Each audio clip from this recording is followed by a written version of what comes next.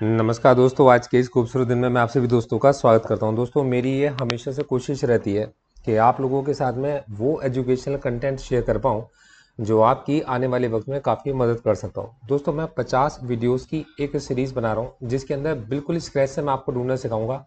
और जो चीज़ मैं आपको समझा कर चलूँगा वो इतने काम की होगी कि आप उसकी अगर एक कॉपी बना कर चलोगे, अगर आप एक अपनी फाइल बना कर चलोगे, तो आपको खुद दिखाई देगा कि इस एक साल में मतलब 2024 के अंदर आप अपनी लाइफ में कई साल आगे निकल गए हो। इसको ध्यान से समझ के चलिएगा। अगर मैं किसी जगह पर गलत हूँ तो मुझे समझाइएगा भी, मेरी गलती मुझे जरूर बताइएगा। देखो दोस्तों, स्टेप बाय स्टेप समझ के चलते हैं। सबसे पहले हम ये देखते हैं कि हम लोग स्टॉक मार्केट के अंदर क्यों आए हैं। क्योंकि ऑब्वियस सी बात है कि हम अपनी सेविंग को इन्वेस्टमेंट में कन्वर्ट करना चाहते हैं, इसलिए हम लोग स्टॉक मार्केट में आए। अब स्टॉक मार्केट के अंदर कंपनी क्यों आती है? देखो, स्टॉक मार्केट के अंदर कंपनी आती है क्योंकि यहाँ पर उसको ऐसी जगह से पैसे उठाने का मौका मिल जाता है जहाँ पर उसकी जवाबदेही केवल अपने काम के प्रति रहती है। और अगर किसी वजह से कंपनी का बिजनेस अच्छा परफॉर्म नहीं कर पाता तो उसको पैसा वापस नहीं करना होता, क्योंकि यहाँ पर उसका जो रिस्क है वो डिफरेंट डिफरेंट इन्वेस्टर्स के पास में डिस्ट्रीब्यूट हो जाता है। और डिफरेंट डिफरेंट इन्वेस्टर से उसके पास में पैसा आ जाता है इक्विटी की फॉर्म में। अब देखिए, इक्विटी की फॉर्म में वो अपने शेयर्स दे के चलती है। शेयर्स का मतलब होता है भागीदारी, और बहुत सारे पार्टनर्स पब्लिक के बना के चलती है कोई भी कंपनी। अब ऐसी बहुत सारी कंपनीज लिस्टेड है एनएससी पर और बीएसई पर। जनरली हम लोग एनएससी को देख कर चलते हैं। अब दोस्तों, इतनी सारी कंपनी में ऐसी कौन सी कंपनी हम लोग छांटे जिस कंपनी के अंदर हमारे को लगता है कि हम अगर पैसा डालेंगे तो पैसा उड़ जाएगा। हम इसको एक ना थोड़े से दिमाग लगाते हैं और कुछ ये और कुछ काम पे रखते हैं। हमने क्या करा, हमने ये सोचा कि जो बड़े बड़े फंड मैनेजर्स हैं, जो आपके पास में इंडाइसेस हैं मतलब इंडेक्स हैं, जो बड़े बड़े फंड हाउसेज हैं, डोमेस्टिक इंस्टीट्यूशनल इन्वेस्टर्स हैं, फॉरेन इंस्टीट्यूशनल इन्वेस्टर्स हैं, इनके पास सबका जो पैसा है, इस पैसे को ये मार्केट में कहाँ इन्वेस्ट कर रहे हैं, हम लोग ये समझना शुरू करते हैं। रीजन इसका क्या है? रीजन इसका ये है कि यार इन लोगों के पास में इतना पैसा होता है जिस पैसे का काफी बड़ा पोर्शन ये लोग खर्च करते हैं रिसर्च के ऊपर। इनके पास रिसर्च के जो रिसोर्सेज हैं वो मेरे और आपके रिसोर्सेज से ज़्यादा होंगे। इनके पास जो मैन पावर है, जो इस तरीके के कंप्यूटर सिस्टम्स हैं, वो मेरे से और आपसे थोड़े ज़्यादा होंगे। तो उस कंडीशन में हमने सबसे पहले वो क्या कर रहा है, हमने इसको समझना शुरू करा। तो हमने ये देखा कि कोई और जो रिसर्च कर कर ला रहा है, कोई और जो रिसर्च करके आ रहा है, वो उस रिसर्च के बिहार पर किस तरीके के स्टॉक्स को शॉर्टलिस्ट कर रहा है। तो मैं उसका आपको सबसे आसान सा तरीका आज की पहली वीडियो के अंदर समझाऊंगा। और मैं आपको वो सब चीज़ें सिखाकर चलूंगा, मतलब जिन चीज़ों को मैं खुद देख कर चलता हूँ और जो चीज़ें आपकी काफ़ी हेल्प कर पाएंगी। अब देखिए, सबसे पहले हम लोग ये समझ के चलते हैं कि इंडाइसेस जो होते हैं, जैसे कि निफ्टी 50 लिखा हुआ है, तो निफ्टी 50 का मतलब है कि देश की टॉप 50 कंपनियां एज पर लार्ज कैप, मतलब एज पर मार्केट कैपिटलाइजेशन। अब मार्केट कैपिटलाइजेशन क्या होती है? मार्केट कैपिटलाइजेशन का मतलब है कि किसी कंपनी के कितने शेयर्स हैं और इस समय पर उस शेयर का क्या भाव चल रहा है। जैसे सपोज करो, एक एग्जांपल लेके चल रहा हूँ कि एक कंपनी के 1 लाख शेयर हैं और आपके पास में उसके शेयर का भाव कितना है, 100 रुपए, तो उसकी जो मार्केट कैपिटल है 100 लाख रुपए हो गई। 1 करोड़ रुपए उसकी मार्केट कैपिटलाइजेशन हो गई। इसी तरीके से आप नंबर ऑफ शेयर बढ़ाते चले जाओ और आपके वजह से मार्केट प्राइस को बढ़ाते चले जाओ, तो क्या होगा, मार्केट कैपिटलाइजेशन बढ़नी शुरू हो जाती है। अब आप ये समझो कि निफ्टी 50 के जो शेयर्स हैं उनकी मार्केट कैपिटलाइजेशन कोई आपका फरवरी में भी रही होगी, कोई आपके यहाँ से मार्च में भी रही होगी, कोई आपका अप्रैल में भी रही होगी, कोई आपका मई में भी रही होगी, कोई आपके पास जून में भी यहाँ पर भी रही होगी, और मार्केट कैपिटलाइजेशन अभी भी इस समय पर चल रही होगी। तो यहाँ पर आपको इतना पता चलेगा कि कंपनी की जो मार्केट कैपिटलाइजेशन है, नंबर ऑफ शेयर्स ना बढ़ने के बाद भी केवल मार्केट प्राइस के बढ़ने की वजह से मार्केट कैपिटलाइजेशन बढ़ती घटती रहती है। तो यहाँ पर इंपॉर्टेंट चीज निकल के आती है, किसी कंपनी के मार्केट कैपिटलाइजेशन बढ़ रही है because of rise in share value, और कंपनी की मार्केट कैपिटलाइजेशन घटती रहती है अगर आपके इसमें शेयर की वैल्यू घटती रहती है। अब देखो दोस्तों, इस समय पर मैंने ये डे का टाइम फ्रेम लगा रखा है और मैं आपको इस सब तरीके के चार्ट्स क्या होते हैं, कैसे देखे जाते हैं, ये आपको धीरे धीरे करके अपनी सारी वीडियोस में सिखाऊंगा।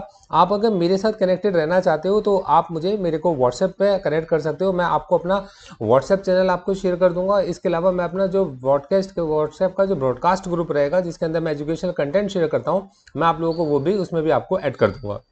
अब देखो दोस्तों, हमारे को ये समझ में आता है कि यार मार्केट को अगर हम पीछे से देख कर चलते हैं, और दोस्तों मैंने कोई ज़्यादा पीछे लेके नहीं गया, 2024 है, और इसी 2024 में अगर मैं आपको इसी जगह पर लेकर आता हूँ, देखिए ये जगह, ये आपके पास में 26/10/2023 है। यहाँ से भी अगर आप निफ्टी की चाल को पकड़ने की कोशिश करोगे और देखोगे कि आपके पास में किसी ने अगर निफ्टी 50 के किन्हीं स्टॉक्स को सेलेक्ट किया था और निफ्टी 50 के उन स्टॉक्स को स्टडी किया था, केवल 50 स्टॉक्स को स्टडी किया था, उनमें से कौन कौन से स्टॉक जो नीचे लेवल से ऊपर उठ रहे थे उनके अंदर अगर इन्वेस्ट किया था, तो यहाँ से अगर आप देख कर चलोगे, देखो मैं आपको किसी तरीके की बाय सेल की सलाह नहीं दे रहा, लेकिन मैं आपको एक एक चीज एक्सप्लेन जरूर करके चल रहा हूँ। तो आप ये देखोगे कि मार्केट के अंदर किस तरीके के उतार चढ़ाव आए, इनको उतार चढ़ावों को हम लोग मार्केट के स्विंग्स कहते हैं। ये मार्केट के डाउन स्विंग्स हैं और ये मार्केट के अप स्विंग्स हैं। आप ही देखिए, ये डाउन स्विंग्स हैं, ये अप स्विंग्स हैं, और हर बार जो भी डाउन स्विंग आया उसने नीचे के लो को टेस्ट किया और फिर वहां से रिकवरी भी आ गई, मतलब लो के पास में लोग खरीदने के लिए तैयार बैठे थे। दोस्तों ये हम लोगों ने कुछ मूविंग एवरेजेस का सहारा लिया है, जिसके अंदर 200 डेज के मूविंग एवरेज है, 20 डेज के मूविंग एवरेज है और 5 डेज के मूविंग एवरेजेस है। मैं ये आपको सब चीज़ें सिखाकर चलूंगा स्टेप बाय स्टेप। आज जो मैं आपको समझा रहा हूँ उसको ध्यान से समझो। तो सबसे पहले हमें समझ में आया कि निफ्टी 50 एक इंडाइसिस है जो देश की 50 बड़ी लार्ज कैप कंपनीज, मतलब जिनका कैपिटल साइज बहुत बड़ा है, जिनकी मार्केट कैपिटल सबसे बड़ी है, उन कंपनीज को उठाकर निफ्टी 50 ने सेलेक्ट कर लिया और उन स्टॉक्स के जरिए एक इंडाइसिस निफ्टी 50 बना, जिसकी चाल हम लोग लगातार चढ़ते हुए देख पा रहे हैं। दोस्तों मार्केट के अंदर हर डिप के अंदर, मार्केट में जब डिप आई तो लोगों ने इस जगह पर एवरेज किया होगा, बाय किया होगा। अब ये लोग कौन रहे होंगे? ये लोग रहे होंगे एफआईज, मतलब फॉरेन इंस्टीट्यूशन इन्वेस्टर्स। इनके पास पैसा कहाँ से आया होगा? इन फंड हाउसेस को पैसा इनके इन्वेस्टर्स ने इन्वेस्ट करने के लिए दिया होगा। ये रहे होंगे domestic institution investors. Domestic institution investors कौन रहे होंगे? जैसे कि आपके पास में म्यूचुअल फंड्स होते हैं, इनके पास पैसा कहाँ से आया होगा? इनको पैसा आपका इन्वेस्टर्स ने दिया होगा एसआईपीज के जरिए, या किसी ने फिक्स अमाउंट के जरिए भी दिया होगा, किसी ने लमसम इन्वेस्टमेंट के जरिए दिया होगा। तो यहाँ से इन स्टॉक्स को खरीदने के लिए पैसा आया इन्वेस्टर्स के पास में। अब अगर किसी और कंपनी का मार्केट कैपिटलाइजेशन टॉप 50 कंपनीज में आने के बराबर का हो जाता है, तो ऑब्वियस सी बात है कि वो किसी एक कंपनी को रिप्लेस कर देगी और उसकी जगह पर एक नया स्टॉक आ जाएगा। तो यहाँ पर स्टॉक सिलेक्शन भी बड़े आसानी से हो जाता है कि देश की टॉप 50 कंपनियों के अंदर जब मार्केट गिरेगा तो कहीं ना कहीं से बाइंग तो यहाँ पर देखने को मिलती है, क्योंकि देश की टॉप 50 कंपनियां देश के टॉप 50 बिजनेसेस को रिप्रेजेंट कर रही होंगी इन वन वे और दी अनदर वे, किसी ना किसी तरीके से रिप्रेजेंट कर भी रही होंगी। अब दोस्तों इनके स्टॉक्स हमें देखने को कहाँ मिलते हैं? तो मैं यहाँ पर आपको लेके आता हूँ। देखो एनएससी की वेबसाइट पर अगर आप आओगे, एनएससी की वेबसाइट पर जाकर यहाँ पर आप आओगे मार्केट डेटा। मार्केट डेटा के अंदर इक्विटी एंड एसएमई मार्केट में आप पहुंच जाओ, आपको अपने आप सारे के सारे स्टॉक्स ऑर्गेनाइज्ड आपको मिल जाएंगे बहुत इजी तरीके से। अब देखो जैसे कि आपके पास में एक रुपये खुलने वाली है साइट,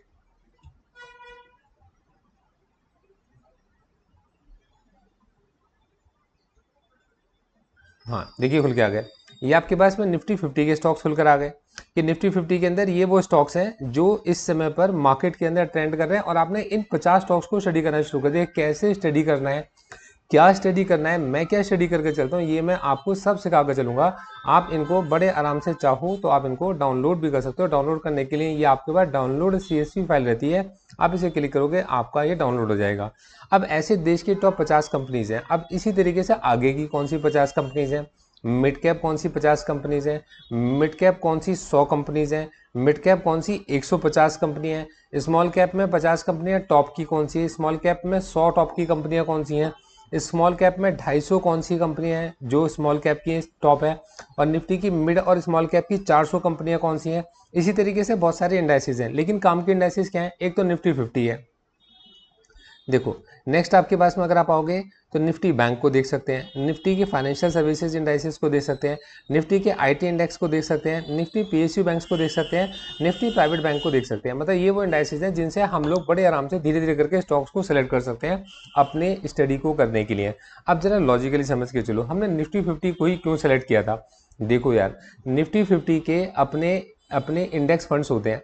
मार्केट के अंदर जब भी कभी लोग इंडेक्स फंड्स के अंदर अपने पैसे को इन्वेस्ट कर रहे हैं तो वो क्या कर रहे हैं, एक साथ इस पूरे के पूरे चंक को बाय करके चल रहे हैं धीरे धीरे करके। मतलब मार्केट के अंदर उनकी इन्वेस्टमेंट इसके अंदर होगी। डिफरेंट आपके पास में पोर्टफोलियो मैनेजर्स निफ्टी 50 के स्टॉक्स को टारगेट कर रहे हैं। फॉरेन इंस्टीट्यूशन इन्वेस्टर जब भी कभी आपके इसमें निफ्टी 50 के स्टॉक्स उन्हें अट्रैक्टिव रेट पर मिलते हैं तो हर करेक्शन पर वो बाय करने के लिए मौजूद रहते हैं। ऐसा हम लोगों ने चार्ट्स के अंदर देखा। ऐसे हमारे पास्ट एक्सपीरियंसेस भी हैं कि जिन लोगों ने गिरावट के अंदर एक बढ़िया पोर्टफोलियो क्रिएट किया था उन्होंने इवेंचुअली मार्केट ने उनको रिवॉर्ड दिया।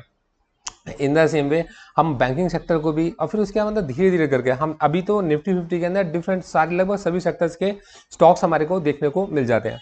लेकिन इसी के साथ में मतलब टॉप सेक्टर्स के स्टॉक्स देखने को हमें मिल जाते हैं जो देश की ग्रोथ के अंदर, ग्रोथ स्टोरी के अंदर अपना पार्ट प्ले करते हैं। इन द सेम वे हमारे को जब ये सब सीखने को मिल जाता है तब हम स्पेसिफिक स्टॉक्स के ऊपर, स्पेसिफिक सेक्टर्स के ऊपर फोकस कर सकते हैं, और उसका डेटा भी हमें यहाँ पर मार्केट डेटा से देखने के लिए हमें बड़े आराम से मिल जाता है। ये मैंने आपको पूरा दिखा दिया मार्केट डेटा में। आपने मार्केट डेटा पे आना है, मार्केट डेटा से इक्विटी एंड एसएमई मार्केट में आना है, और फिर उसके बाद ये आपके पास निफ्टी 50 है, इसको यहाँ से नीचे करोगे तो आप बड़े आराम से कुछ भी लगा सकते हो। जैसे चलो मैं आपको यहाँ पर बैंक निफ्टी लगा कर दिखाता हूँ, मैंने निफ्टी बैंक लगा दिया, तो अब मेरे पास में ये वो टॉप के बैंक का एक इंडाइसिस, मतलब बैंक्स मेरे पास में निकल कर आ गए। इसी तरीके से मैं फाइनेंस का, आईटी का, आपका रियल्टी का, प्राइवेट सेक्टर बैंक्स का, पीएसयू बैंक्स का, किसी का भी इंडाइसिस यहाँ पर खोल सकता हूँ और यहाँ से स्टॉक को सेलेक्ट कर सकता हूँ। अब एक चीज़ बड़े ध्यान से समझना, जब कभी भी कोई मार्केट के अंदर किसी इन्वेस्टमेंट को करने के लिए जाता है तो उसके दिमाग में रहता है सबसे पहले कि यार कि जो पैसा लगा रहा है वो पैसा आने वाले वक्त में कितना बढ़ जाएगा। तो देखो हम क्या करते हैं, हमने CAGR ऑफ निफ्टी 50 की लास्ट 5 ईयर्स की हमने देखी। देखो अब हमें देखने को मिलता है, जिसमें 2020 के अंदर कोरोना भी आया था और अभी हम 2024 की बात कर रहे हैं, तो ये कहता है कि निफ्टी 50 की 11.8% की CAGR रही है 15 सालों में, लास्ट 15 सालों में 17.6% की CAGR रही है 5 सालों में, और 28.4% की CAGR रही है 1 साल के अंदर। मतलब इसने उस सारे पीरियड्स को कैलकुलेट कर लिया और उसके बाद बताया कि 15 साल में निफ्टी 50 ने CAGR निकाली 11.8%, निफ्टी ने आपके पास में CAGR निकाली है 5 साल के अंदर 17.6% और 1 साल में निकाली है 28.4%। तो आप खुद सोचो कि यहाँ पर कितने सारे आपके पास में इन्वेस्टर्स का ध्यान अट्रैक्ट करने के लिए ये चीज़ें काफ़ी रहती होंगी, और कितने सारे म्यूचुअल फंड्स इसके पीछे टारगेट कर रहे होंगे, कितने सारे DI फंड, कितने सारे FIs इसको टारगेट करते होंगे, कितने सारे इन्वेस्टर्स इसको स्टडी कर चलते होंगे। Similarly in the same way हमारे पास बैंक निफ्टी की भी रिटर्न्स होती हैं, हमारे पास फाइनेंस निफ्टी की रिटर्न्स होती हैं, सबकी रिटर्न्स होती हैं। अब जैसे निफ्टी 50 है, अब इसी तरीके से हम लोग क्या करते हैं, अगर यहाँ पर लिख देंगे बैंक निफ्टी, ठीक है, ये हमने बैंक निफ्टी लास्ट 50 ईयर्स लिख दिया। तो देखो अट्रैक्टिव रिटर्न्स निकाली है इसने, 14% की CAGR निकाली है, निफ्टी बैंक ने 14% की CAGR निकाली है 15 सालों में, ठीक है, 12.5% की निकाली है आपके पास में, नहीं उल्टा लिखा हुआ है यहाँ पर, जो 1 साल की निकाली है 14%, 5 साल की निकाली है 12.5% और 10 साल की CAGR निकाली है 16.9% निकाली है। तो डिफरेंट इंडाइसेस को हम लोग इस तरीके से ट्रैक कर सकते हैं। अब क्या होता है, इनमें से कौन सा स्टॉक आपके पास में कब करेक्ट हो रहा है, किस जगह पर वॉल्यूम्स निकल कर आ रहे हैं, किस जगह पर बाइंग निकल कर आ रही है, किस जगह पर डिलीवरी वॉल्यूम्स उठ के चल रहे हैं, ये सब चीज़ें हम लोग अपनी आने वाली क्लासेस के अंदर सीखेंगे। एक एक चीज़ मैं आपको स्टेप बाय स्टेप समझा कर चलूँगा। बस आपको ये बात ध्यान रखना है कि आप मेरी वो मैच्योर ऑडियंस हो जो मेरे पास किसी बाय सेल की रिकमेंडेशंस की एक्सपेक्टेशन से नहीं आई। मैं आपको यहाँ पर वो चीज़ें सिखा रहा हूँ जो एक रिसर्च एनालिस्ट देख कर चलता है, जो स्टडी करके चलता है, जो एक इन्वेस्टमेंट एडवाइजर स्टडी करके चलता है, जो म्यूचुअल फंड के पोर्टफोलियो मैनेजर स्टडी करके चलते हैं, जो आपको स्टडी करके चलना चाहिए, एक इन्वेस्टर को स्टडी करके चलना चाहिए। इनकेस अगर आपका कोई भी डाउट होता है तो आप मेरे साथ में कनेक्ट हो सकते हो।